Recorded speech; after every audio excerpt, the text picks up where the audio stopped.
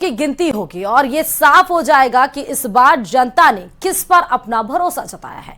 जैसे जैसे ईवीएम मशीनें खुलेंगी वैसे वैसे आंकड़े और साफ हो जाएंगे, लेकिन नतीजे आने से पहले इस बार चुनाव आयोग और ईवीएम पर भी सवाल उठने लगे हैं। लिहाजा अपनी अपनी मांगों को लेकर नेता चुनाव आयोग के दफ्तर पहुंचे और मतगणना को लेकर कई सारे सुझाव चुनाव आयोग को दिए। देखिए इसी पर यह रिपोर्ट।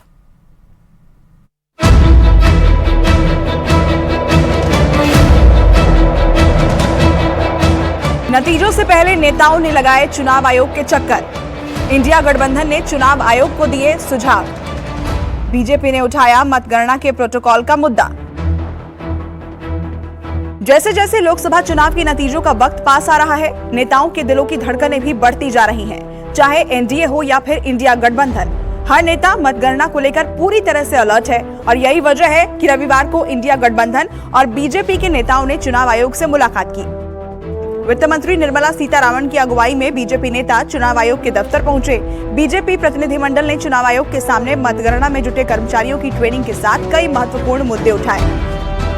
बीजेपी की मांग है कि चुनाव आयोग मतगणना के प्रोटोकॉल का पालन सुनिश्चित करे, मतगणना की प्रक्रिया में पूरी सेफ्टी और सुरक्षा बरती जाए, चुनाव प्रक्रिया को कमजोर करने वाले लोगों के खिलाफ कार्रवाई हो। वहीं इंडिया गठबंधन ने भी चुनाव आयोग से मुलाकात कर मतगणना से जुड़ी तैयारी पर चर्चा की। साथ ही कांग्रेस पार्टी ने चुनाव आयोग के सामने बैलेट पेपर को पहले गिने जाने का मुद्दा भी उठाया। विपक्षी गठबंधन ने भी चुनाव आयोग के सामने कई मुद्दे उठाए, जिसमें सबसे महत्वपूर्ण है पोस्टल बैलेट के रिजल्ट ईवीएम से पहले जारी किए जाएं, काउंटिंग के दौरान पर्यवेक्षण नियमों को लागू कराएं, मतगणना की सीसीटीवी से मॉनिटरिंग हो और कंट्रोल यूनिट का वेरिफिकेशन हो। चुनाव नतीजों से पहले बीजेपी और विपक्षी गठबंधन के नेताओं ने चुनाव आयोग के सामने अपने अपने मुद्दे उठाए और चुनाव आयोग को अपनी आशंकाओं के बारे में भी बताया। फिलहाल अब 4 जून का इंतजार है, जब ईवीएम में कैद नेताओं की किस्मत का ताला खुलेगा और ये साफ हो जाएगा कि इस बार सत्ता किसके हाथ जाएगी।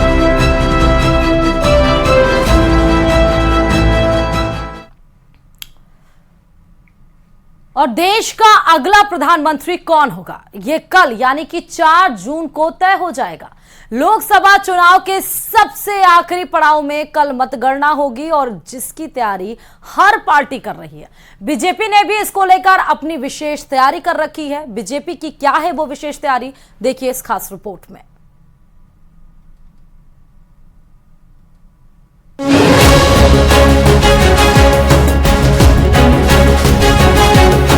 देश का अगला प्रधानमंत्री कौन होगा, ये कल यानी 4 जून को तय हो जाएगा।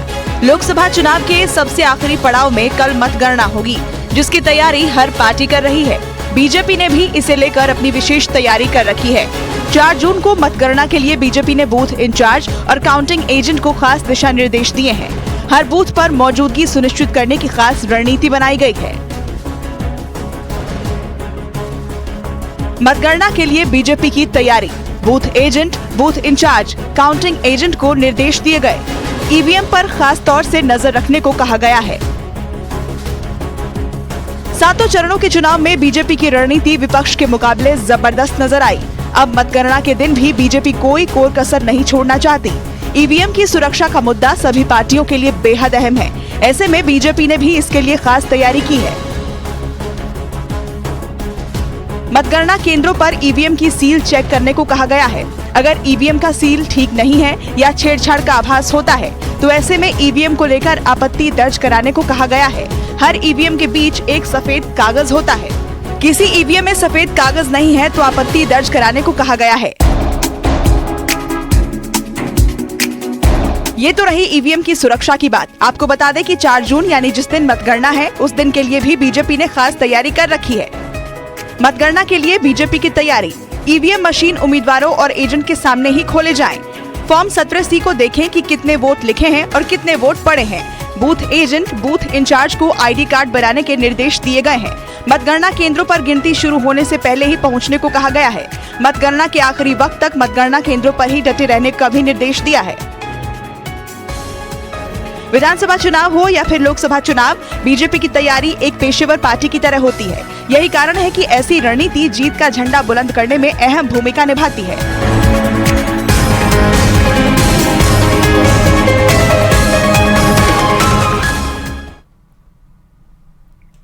और इस बीच टोंक के देवली से बड़ी खबर यह आ रही है कि गौरक्षा ने गौवंश से भरी पिकअप पकड़ ली है। दरअसल निगड़िया पुलिया के पास पिकअप को पकड़ा गया है। चालक ने गौरक्षा पर पिकअप चढ़ाने की कोशिश की और गौरक्षकों ने पिकअप चालक को पीटा, फिर उसके बाद उसको पकड़ा भी। देवली पुलिस को मौके पर बुला लिया गया है। पुलिस ने पिकअप चालक को गिरफ्तार कर लिया और करीब 10 गायों को गौशाला भी भिजवा दिया। ये तस्वीरें भी हम आपको दिखा रहे हैं। गौरक्षा ने गौवंश से भरी पिकअप पकड़ी है और चालक ने गौरक्षा पर पिकअप चढ़ाने की कोशिश की, तभी गौरक्षकों ने पिकअप चालक को पीटा और फिर उसके बाद पुलिस को सूचना दी। पुलिस मौके पर पहुंची, उसको गिरफ्तार किया। 10 पिकअप जो गौरक्षा थी यानी कि गाय थी, उन 10 गायों को बाहर भी निकाला गया और उनको सुरक्षित गौशाला भिजवा दिया गया। तो टोंक के देवली से ये बड़ी खबर है, गौरक्षकों ने गौवंश से भरी पिकअप पकड़ी।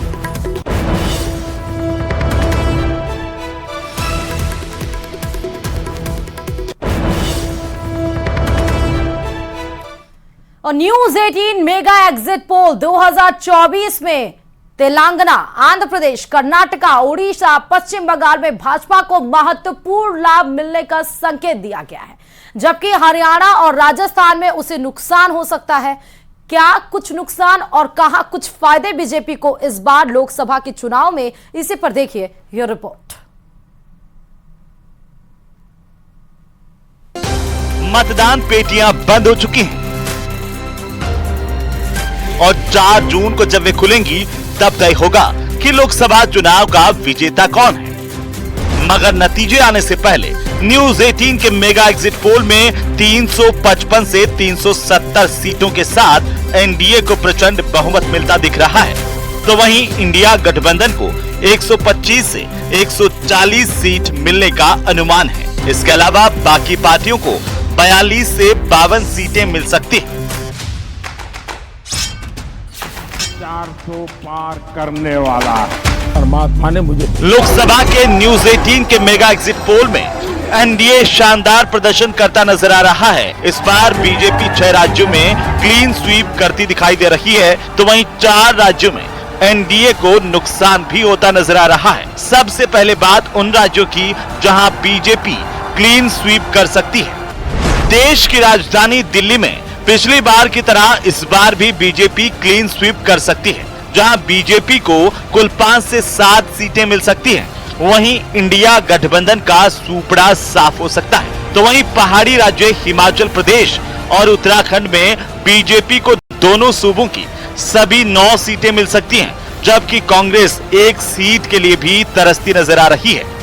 नरेंद्र मोदी के गृह राज्य गुजरात में तो बीजेपी क्लीन स्वीप की हैट्रिक लगाती नजर आ रही है, जहां सूबे की सभी 26 सीटें बीजेपी के खाते में जाती दिखाई दे रही हैं। वहीं सीएम मोहन यादव के नेतृत्व में मध्य प्रदेश की जनता बीजेपी की झोली में सभी 29 सीटें डाल सकती है। यहां पर बीजेपी को 26 से 29 सीटें मिलती दिख रही हैं। पिछली बार छिंदवाड़ा सीट कांग्रेस ने किसी तरह बचा ली थी, इस बार वो सीट भी दांव बचाना भी कांग्रेस के लिए बहुत मुश्किल नजर आ रहा है। जबकि छत्तीसगढ़ में भी बीजेपी क्लीन स्वीप कर सकती है। यहां बीजेपी 9 से 11 सीटें हासिल करती नजर आ रही है। एनडीए सरकार 400 पार।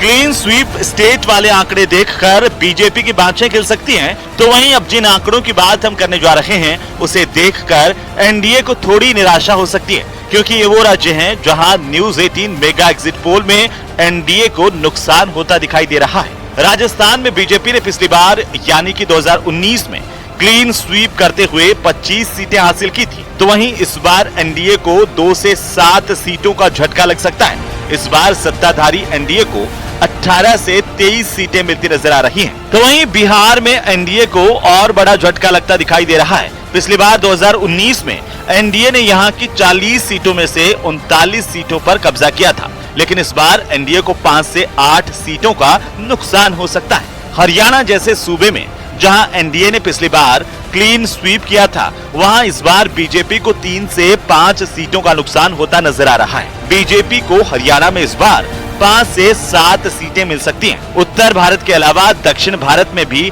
एनडीए को झटका लगता दिखाई दे रहा है। कर्नाटक में एनडीए ने जहां पिछली बार 25 सीटें जीती थी, वहीं इस बार 18 से 22 सीटों पर संतोष करना पड़ सकता है। प्रधानमंत्री नरेंद्र मोदी और केंद्रीय गृह मंत्री अमित शाह ने पूरे चुनाव प्रचार के दौरान बार बार कहा कि दक्षिण भारत से चौंकाने वाले नतीजे आएंगे। न्यूज 18 के मेगा एग्जिट पोल में उसी बात की तस्दीक होती नजर आई और सबसे बड़ा कमाल तमिलनाडु और केरल में होता दिख रहा है, जहां पहली बार कमल खिलता नजर आ रहा है। न्यूज 18 का मेगा एग्जिट पोल ये बता रहा है कि तमिलनाडु की 39 और पुदुचेरी की 1 यानी कि कुल 40 सीटों में से एनडीए को 1 से 3 सीट मिल सकती है, तो वहीं इंडिया गठबंधन 36 से 39 सीट के साथ आगे दिखाई दे रहा है। न्यूज 18 के मेगा एग्जिट पोल में तमिलनाडु की तरह उसके पड़ोस में भी बीजेपी के दावे सच होते दिख रहे हैं।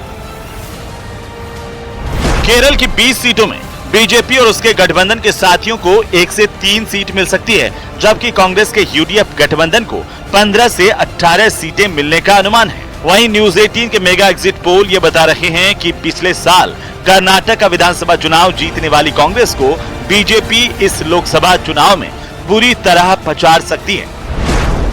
कर्नाटक की 28 सीटों पर बीजेपी और जेडीएस का गठबंधन कांग्रेस को करारी शिकस्त देता दिख रहा है। उसे 23 से 26 सीट मिलती नजर आ रही है, जबकि कांग्रेस महज 3 से 7 सीट पर सिमटती नजर आ रही है। बीजेपी के लिए खुशखबरी सिर्फ कर्नाटक में ही नहीं बल्कि तेलंगाना और आंध्र प्रदेश में भी है। न्यूज 18 के मेगा एग्जिट पोल के मुताबिक तेलंगाना में बीजेपी की सीटें बढ़ सकती हैं। वो 7 से 10 सीट जीतती नजर आ रही है, वहीं कांग्रेस को 5 से 8 सीट मिलती दिख रही है। इसके अलावा न्यूज 18 के मेगा पोल में आंध्र प्रदेश के 25 सीटों पर बीजेपी और तेलुगु देशम पार्टी के गठबंधन के वाईएसआर कांग्रेस और कांग्रेस को मात देने की संभावना है। वहां पर एनडीए को सबसे ज्यादा 19 से 22 सीटें मिल सकती है। पूर्वी भारत का वो राज्य जिसे अपनी मुट्ठी में करने के लिए बीजेपी ने पूरा दम लगा दिया, वो रहा बंगाल। देश का तीसरा सबसे ज्यादा लोकसभा सीटों वाला पश्चिम बंगाल। संदेश खाली ने चुनाव शुरू होने से पहले ही बंगाल में बीजेपी और ममता बनर्जी के बीच संग्राम छेड़ दिया और न्यूज 18 का मेगा एग्जिट पोल ये बता रहा है कि पश्चिम बंगाल में खेला हो गया। बीजेपी वहां पर अपनी सीटें बढ़ाती दिख रही है। 2019 में बीजेपी ने राज्य की 18 सीटों पर कब्जा जमाया था। न्यूज 18 के मेगा एग्जिट पोल में बंगाल में बीजेपी और टीएमसी के बीच कांटे की टक्कर दिख रही है, मगर मुकाबले में बीजेपी टीएमसी से 20 ही है। न्यूज 18 के मेगा एग्जिट पोल के मुताबिक बंगाल की 42 सीटों में बीजेपी को 21 से 24 सीटें मिल सकती हैं, जबकि टीएमसी की सीटें 22 से कम होती नजर आ रही है। उसे 18 से 21 सीटें मिलने का अनुमान है और कांग्रेस का यहां खाता तक खुलता नहीं दिख रहा। कुल मिलाकर बात यह है कि न्यूज 18 के मेगा एग्जिट पोल में एनडीए रिकॉर्ड जीत दर्ज करता नजर आ रहा है, लेकिन जहां जहां बीजेपी को नुकसान हो रहा है वहां बीजेपी को फिर से होमवर्क करना होगा। Bureau report, news 18 Rajasthan. और इस बीच दौसा से बड़ी खबर यह आ रही है कि नाबालिग से गैंगरेप मामले में एक बड़ा अपडेट निकलकर सामने आया। दरअसल एसपी के निर्देश पर अब 5 विशेष टीमें गठित कर दी गई हैं। संदिग्ध ठिकानों पर ये टीमें अब दबिश देंगी और वहां पर पूरी तहकीकात करेंगी, साक्ष्य जुटाएंगी। पुलिस ने एक आरोपी को डिटेन भी कर लिया है। तकनीकी साक्ष्यों के आधार पर ये आरोपी गिरफ्तार किया गया है और जो अन्य 2 आरोपी हैं उनकी ही तलाश के लिए अब पुलिस जगह जगह पर दबिश दे रही है। एक्स हैंडल पर ट्रेंड कर रहा है #justice for Dausa girl. SP ने तीनों आरोपियों पर इनाम भी घोषित किए हैं। बताते चले कि 25 मई को बैजूपाड़ा थाने में ये गैंग रेप का केस दर्ज हुआ था और उसके बाद ही पुलिस हरकत में आ गई थी। आपको हम एक्स हैंडल पर जो #justice for Dausa girl trend कर रहा है वो भी दिखा रहे हैं। फिलहाल नाबालिग से गैंग रेप मामले में पुलिस ने विशेष टीमें गठित कर दी हैं। वही विशेष टीमें अब जगह जगह पर दबिश देंगी। चलिए खबरों में आगे बढ़ते बताते चले कि अरुणाचल प्रदेश के विधानसभा चुनाव में बीजेपी को पूर्ण बहुमत मिल चुका है, जबकि प्रचंड बहुमत की ओर बीजेपी बढ़ती हुई दिखाई दे रही है। वहीं सिक्किम में सत्ताधारी यानी कि एसकेएम विपक्ष का सूपड़ा करीब करीब साफ कर दिया है। देखिए रिपोर्ट।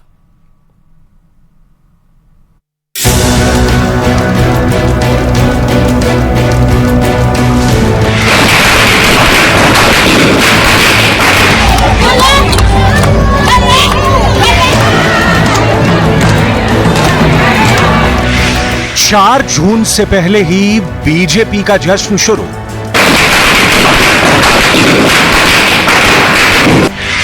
अरुणाचल प्रदेश में बहुत बड़ी जीत की ओर बीजेपी।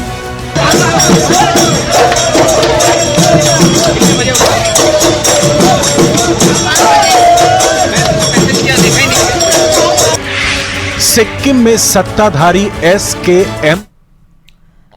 और झालावाड़ से बड़ी खबर यह है कि मध्य प्रदेश के राजगढ़ जिले में एक बड़ा सड़क हादसा देखने को मिला। दरअसल बारातियों से भरी ट्रैक्टर ट्राली जा रही थी, लेकिन उस दरमियान ही बड़ा सड़क हादसा हो गया और बारातियों से भरी जो ट्रैक्टर ट्राली थी वो बीच रास्ते में पलट गई। हादसे में उस ट्रैक्टर ट्राली में जो सवार लोग थे, यात्री थे, वो उसमें से 13 लोगों की मौत की खबर निकलकर सामने आई। और झालावाड़ जिले के जावट क्षेत्र के मोतीपुरा गांव से ये बारात जा रही थी। बारातियों से भरी ट्रैक्टर ट्राली में 13 लोगों की उस भीषण सड़क हादसे में मौत हो गई।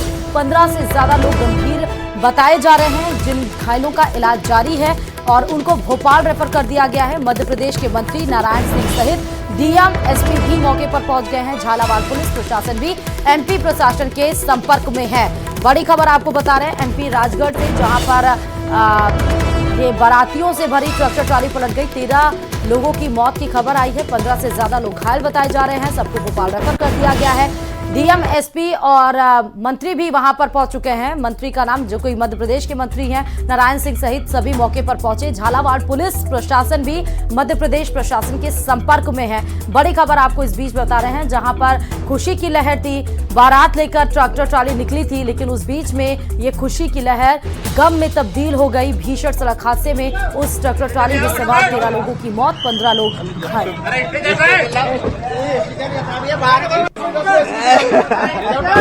राजगढ़ झालावाड़ की बॉर्डर पे आज एक बहुत दुखद घटना हुई, जिसमें करीबन 9:30 के पास जो ग्राम मोतीपुरा है, वहाँ से जो झालावाड़ जिले में थाना जावर है, वहाँ से एक बारात जो है वो यहाँ पर कालीपीठ थाना क्षेत्र में आ रही थी।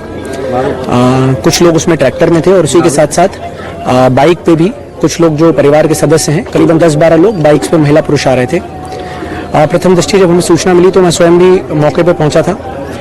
वहाँ पर क्योंकि ट्रैक्टर की जो ट्रॉली थी वो रोड से नीचे उतर गई थी, जिसके कारण कुछ लोगों को चोटें आई थी और कुछ लोगों का निधन हो गया था। वहाँ पर तत्काल हमारी करीबन 7 से ज़्यादा एम्बुलेंसेज जो थी 108 की, वो सब वहाँ मौके पे थी। प्राथमिक उपचार करते करते उन सभी लोगों को यहाँ पर लाया गया। बहुत दुखद बात है कि करीबन 13 लोगों का इस दुर्भाग्यपूर्ण घटना में निधन हो गया है। शासन की तरफ से जो भी मदद हो सकती है या झालावाड़ पुलिस और हमारे बीच में सतत संपर्क बना हुआ है। वहाँ की पुलिस भी यहाँ के लिए रवाना हुई है और जो हमारी तरफ से सहायता लगेगी वो हम सभी लोग उनको मुहैया कराएंगे।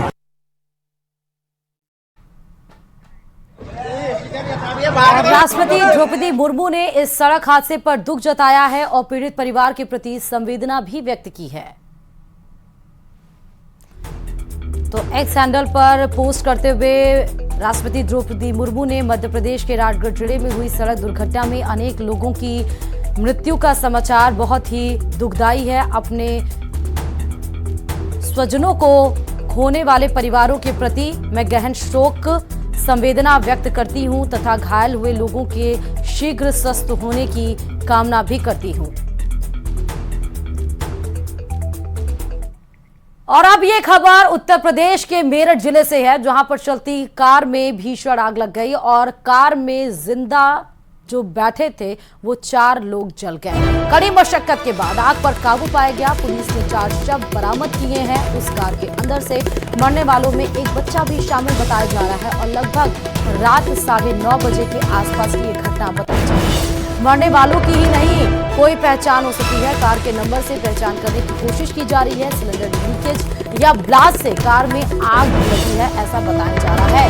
फायर ब्रिगेड जो कार में रखी रहती है, शायद या कोई लीकेज गैस का हो गया था, जिस वजह से कार में आग लग गई। कार की ये भीषण तस्वीर हम आपको दिखा रहे हैं। दूसरी तस्वीर आप देख सकते हैं किस तरह विकराल रूप धारण किए हुए उस पूरे आग ने पूरे कार को अपने आगोश में ले लिया। उस समय कार में सवार 4 लोग बताए जा रहे हैं। पुलिस ने 4 शवों को बरामद किया है। 4 शवों में से एक मासूम बच्चे का भी शव बताया जा रहा है। रात करीब 9:30 बजे की ये भीषण घटना बताई जा रही है। आप देख सकते हैं क्या बुरा हाल हुआ होगा एम्स में बैठे उन सभी लोगों का, कितनी दर्दनाक मौत से वो होकर गुजरे हैं। फिलहाल ये चलती कार में लगी भीषण आग की तस्वीर आपके सामने उत्तर प्रदेश के मेरठ जिले से। और इस वक्त की चौंकाने वाली खबर सामने आ रही है। मुंबई 1993 बम धमाकों के दोषी के जेल में हत्या हो गई है। कोल्हापुर के कलांबा जेल में बंद 5 कैदियों ने इस हत्या को अंजाम दिया। 70 साल के कैदी का नाम मनोज गुप्ता था। 1993 में हुए सीरियल बम धमाके का दोषी यह मनोज गुप्ता बताया गया था और वे उम्र कैद की सजा काट रहा था। बम धमाकों के लिए आरडीएक्स और हथियार लाने में शामिल था। पुलिस इस पूरे मामले की जांच में अब जुट गई है।